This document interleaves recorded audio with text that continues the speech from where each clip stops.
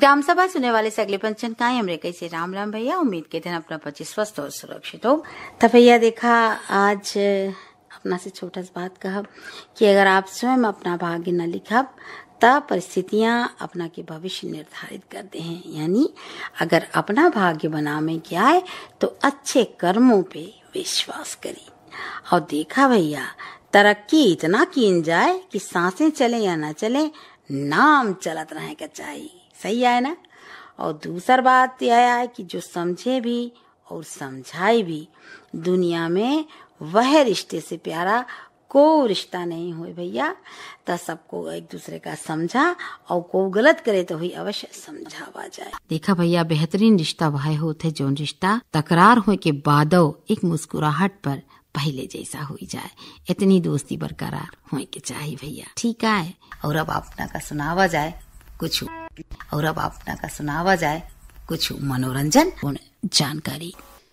पंच भाइयों, जब हम धरती पे नजर डालते हैं तो दूर दूर तक हमारे हस्तक्षेप का सबूत सामने आता है। पहले हम अपने रहवास के लिए खेतों को आगे बढ़ाते हैं और फिर खेतों के लिए वन काटते हैं। वनों के बारे में चिंतन करना ना सिर्फ हमारा कर्तव्य हो गया है बल्कि हमारे लिए आवश्यक हो गया है यदि हमें ठीक से जीवन व्यतीत करना है। चलिए, इतने ही संवेदनशील मुद्दे पे आज बात करते हैं कि लोक संरक्षित वनों में वन संसाधनों का मूल्यांकन कैसे हो। और इस महत्वपूर्ण विषय पे हमने आज अपने पास आमंत्रित किया है डॉक्टर R.K. पांडे जी को, जो कि वरिष्ठ वैज्ञानिक है राज्य वन अनुसंधान संस्थान। पांडे साहब, हम अपने इस कार्यक्रम में, इस बातचीत में आपका स्वागत करते हैं। धन्यवाद। आज जो विषय हमने चुना है लोक संरक्षित वनों के संसाधनों का मूल्यांकन, तो लोक संरक्षित वन होते क्या हैं ये बताएं। बहुत साधारण सी बात है कि जो जड़ी बूटियां आसपास हमारे जंगल में बहुतायत में कभी मिलती थी, आज वो जड़ी बूटियों को बटोरने में, उन्हें खोजने में बहुत मेहनत करनी पड़ती है। इसका मुख्य कारण ये है कि जंगल का जो निरंतर ह्रास हो रहा है,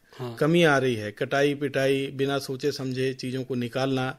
इन जंगलों को बचाने के तौर तरीके क्या होने चाहिए, कैसे ग्रामीण जनों को इसमें जोड़ा जाए, कैसे जैव विविधता को बचाकर और आगे आने वाली जनरेशन के लिए इसको बचाया जाके इसका सही सदुपयोग किया जाए, बची रहे। तो पांडे जी, आपके कहने का सीधा सीधा सार हम ये निकालें कि लोगों के लिए, लोगों के द्वारा दोनों बातें यहाँ जंगल में शामिल हो रही हैं, उनको शामिल करके और फिर वनों को बचाना है। बिल्कुल सही बात आप जन भागीदारी की बात हो रही है एक्चुअली। और जैसा आपको मालूम होगा कि हमारा संयुक्त वन प्रबंधन, भारत सरकार की जो वन नीति है उसके तहत संयुक्त वन प्रबंधन को बहुत महत्व दिया गया है।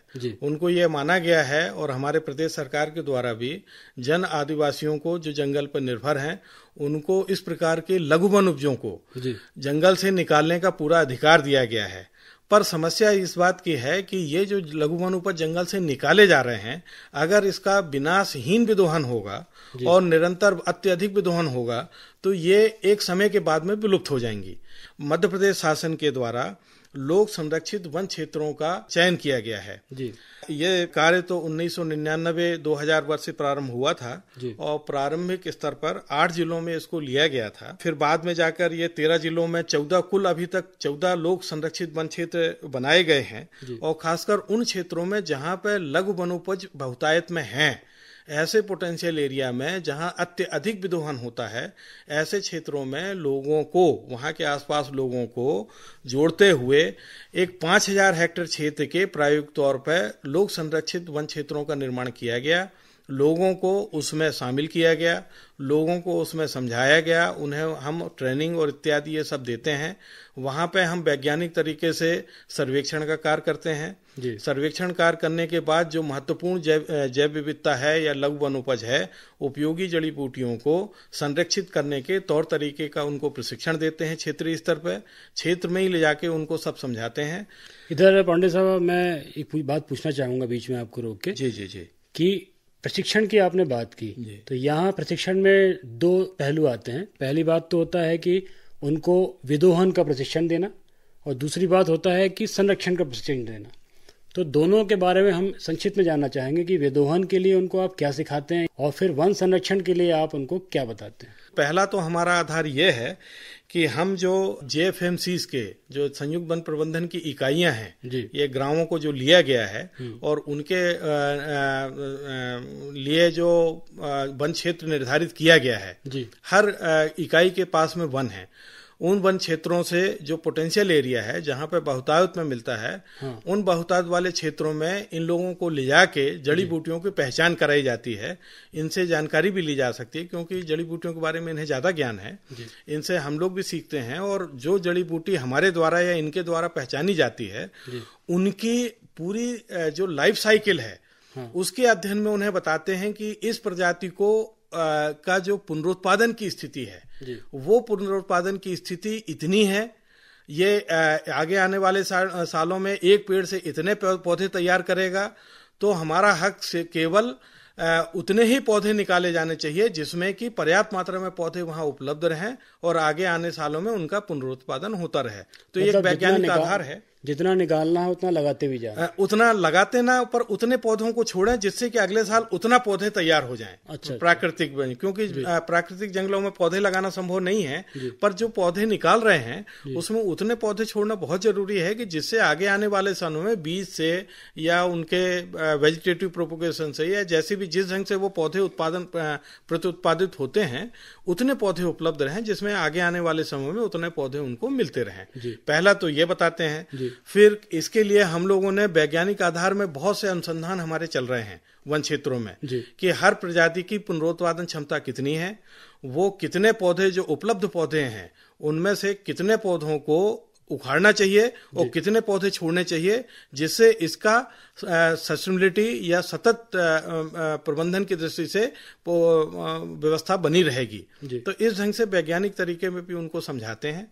एक तो ये तरीका हुआ, और पौधों को निकालने का तरीका जरूर उन्हें बताया जाता है क्योंकि बहुत से, जैसा हमें मालूम है आप लोगों को भी, कि बहुत कच्चे फल तोड़ के ये लोग बाजार में लाते हैं और जिसका सही मार्केट वैल्यू भी नहीं मिल पाती है, सही ढंग से उपयोग भी नहीं हो पाता है, उनमें जो एल्कोलाइड्स होते हैं वो परिपक्व नहीं हो पाते हैं, तो उसकी कोई उपयोगिता नहीं होती है। तो इन्हें ये भी समझाते हैं कि देखिए आप लोग जो है जब फल परिपक्व हो जाए तब उखाड़ें। लोग परंपरागत व्यवस्था के तहत, पुराने लोग जो जंगल पर निर्भर रहते थे, वो पौधों को निकालते समय उसके जड़ के वाले उपयोगी भाग को तो निकाल लेते थे, पर पौधों को फिर से लगा देते थे। वो इसलिए लगा देते थे उसको कि आगे आने वाले सालों में फिर से इसी पौधे से नया पौधा बन जाएगा। पर यह परंपरा कहीं अब आंतरिक जंगल क्षेत्र में भी समाप्त होती जा रही है। तो इस पे ही उनको गंभीरता से बोलते हैं कि देखिए जो चीज आप निकाल रहे हैं भविष्य में भी उपयोगी है और आप ही के द्वारा उपयोग किया जाना है, तो ये ध्यान रखकर निकालें कि जिससे ये चीज समाप्त ना होने पाए और आपको आगे भी लाभ मिलता जाए। पंडित जी, यहाँ सबसे बड़ी बात आ रही है बाजार की, क्योंकि बाजार यदि जुड़ा रहेगा इन वनोपज से और वनोपज के निरंतर आपूर्ति से, तो इनको एक आजीविका भी मिलेगी। तो स्वाभाविक है कि ये उस पर निर्भर रहेंगे तो उसको नुकसान नहीं पहुंचाएंगे। बिल्कुल सही बात बोल रहे हैं। एक्चुअली हमारा जो कुल आशय ये है कि हम ये मानते हैं कि जो जंगल पर निर्भर लोग हैं उनकी आजीविका इस पर जुड़ी हुई है। इनका और ये लघु वनोपज अगर सही प्रबंधन से, क्योंकि ये तो अब मानना पड़ेगा कि जंगल का सही प्रबंधन जो उससे जुड़े लोग हैं उन्हीं के सहयोग से ही संभव है। अगर विभागीय तौर पे देखा जाए कि विभाग अकेले कर ले, ये असंभव नहीं है। तो पंडित जी, लेकिन अंत में एक बात फिर उठती है कि सबकी सोच एक जैसी नहीं होती, तो कहीं ना कहीं इन उत्पाद जो निकले हैं वन के, इनको बचाने के लिए, इन पे निगरानी के लिए कोई निगरानी तंत्र की व्यवस्था है जिसमें इसका रोल होता है, इसका योगदान होता है? बिल्कुल सही आपने कहा। जैसा कि मैंने बताया है कि संयुक्त वन प्रबंधन के तहत इकाई स्तर, ग्राम स्तर पर इनकी वन सुरक्षा समिति या ग्राम वन समिति ये बनाई गई है और इनको भी इनके दायित्व दिए गए हैं कि आपको वन सुरक्षा में पूर्ण सहयोग देना है। उसके लिए विभाग द्वारा, वन विभाग द्वारा सुरक्षा के नाम पे जितनी भी राशि होती है वो इनकी समितियों को दी जाती है, इनके खाते में जमा की जाती है, जिससे इनके गांव के विकास में पूर्ण रूप से लगाई जाती है। तो पंडित जी, अंत में कुछ हमारे जो श्रोता सुन रहे हैं तो उनको कोई संदेश देना चाहेंगे?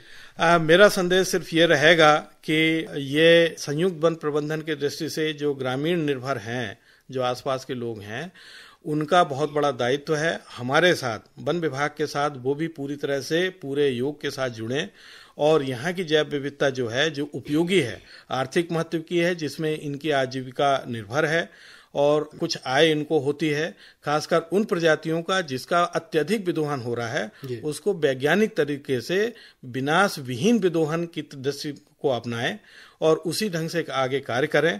तो मेरे ख्याल से इनकी भविष्य में आय भी बढ़ेगी और एक जैव विविधता जिसके नाम पे हमारा प्रदेश आज पूरे विश्व में एक प्रमुख स्थान माना जाता है, उस जैव विविधता को संरक्षण भी किया जा सकेगा और इनको और इनके आने वाली पीढ़ी को भी वो सभी चीजें जिसका लाभ ये ले रहे हैं उनको निरंतर मिलती रहेगी।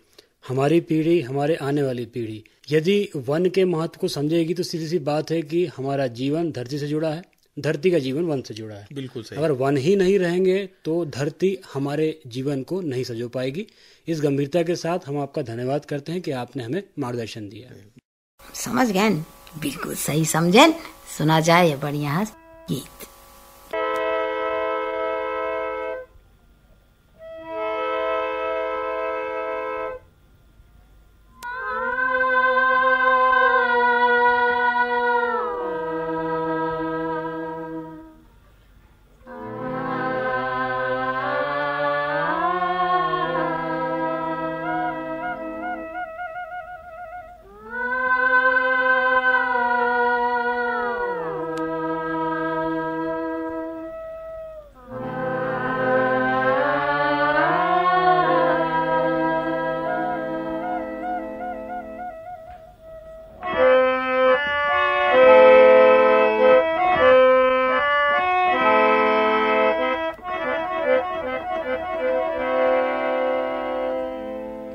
मोर संग चलो रे, मोर संग चलो जी,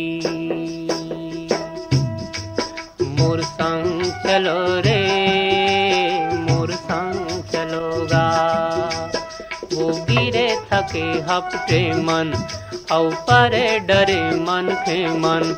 मोर संग चलो जी, मोर संग चलो रे, मोर संग चलोगा, मोर संग चलो रे। वो गिरे थके हपटे मन औ परे डरे मन के मन। मोर संग चलो जी, मोर संग चलो रे, मोर संग चलो रे, मोर संग चलोगा।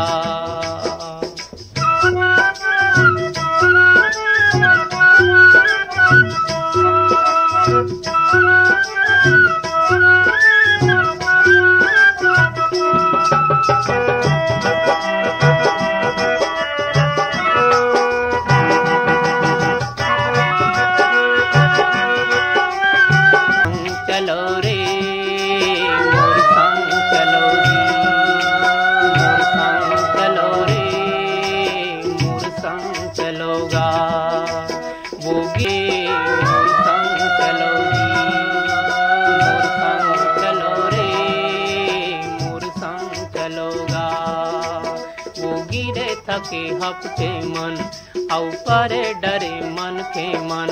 मोर संग चलो जी, मोर संग चलो रे, मोर संग चलो रे, मोर संग चलोगा। मोर संग चलो रे, मोर संग चलो जी।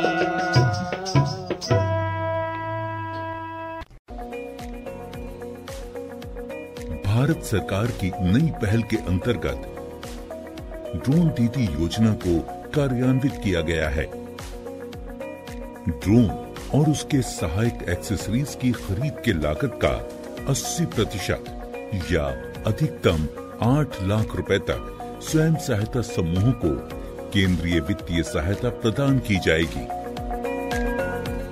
इस क्रांतिकारी पहल से अतिरिक्त आय अर्जित करने के लिए हमारे किसान सक्षम होंगे। माननीय प्रधानमंत्री श्री नरेंद्र मोदी जी के नेतृत्व में भारत सरकार किसानों को ड्रोन के उपयोग के लिए प्रोत्साहित कर रही है। किसान ड्रोन का उपयोग कर पारंपरिक खेती के तरीकों को बदल रहा है। आधुनिक हाई रेजोल्यूशन कैमरा और उन्नत सेंसर से लैस किसान ड्रोन भारतीय कृषि क्षेत्र को नई ऊंचाइयों पर ले जाने की क्षमता रखते हैं। कीटनाशकों और उर्वरकों का छिड़काव, हवाई निगरानी, फसल और मृदा स्वास्थ्य की निगरानी, बीजारोपण, क्षतिग्रस्त फसलों का आकलन और फसल बीमा के दावों की जानकारी दे सकता है। किसान ड्रोन की उपलब्धता के लिए केंद्रीय कृषि मंत्रालय द्वारा ड्रोन की खरीद के लिए वित्तीय सहायता दी जा रही है। ड्रोन दीदी योजना को अपनाने से स्वयं सहायता समूह की महिलाओं पर व्यापक प्रभाव पड़ेगा और इनकी आय में भी वृद्धि होगी। थैंक यू प्रधानमंत्री जी। कल तक जो हमारे किसान संसाधन के अभाव में कठिनाइयों में थे, वो अब नई तकनीक की ताकत से मजबूत हो रहे हैं और यही परिवर्तन हमारा नया भारत है, जिसकी गूंज पूरी दुनिया में सुनाई दे रही है। और भैया बात की जाए या बारे में है कि भैया कब हम उन चीजों के बारे में अपना ना सोची जो ईश्वर से प्रार्थना करें के बादो हमें नहीं मिली, बल्कि हम उन अनगिनत चीजों का देखी जो बिना प्रार्थना के ईश्वर हमें प्रदान की नहीं। कितना चीज ऐसा ना है, हाथ देहन, पैर देहन, दिमाग